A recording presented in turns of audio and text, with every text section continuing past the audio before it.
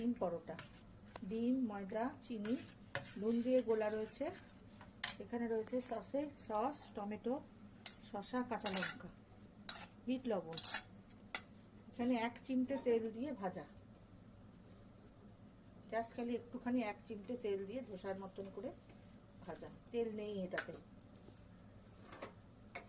খুব সহজ একটা রান্না, বাচ্চা বুড়ো সবাইদের ভালো লাগবে খেতে।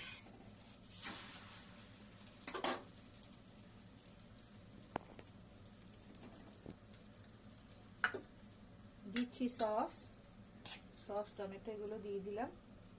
খুব তাড়াতাড়ি 2-3 মিনিটের ব্যাপার। এপাশ থেকে একটা ফোল্ড আর এপাশ থেকে একটা ফোল্ড, ব্যাস। সরি,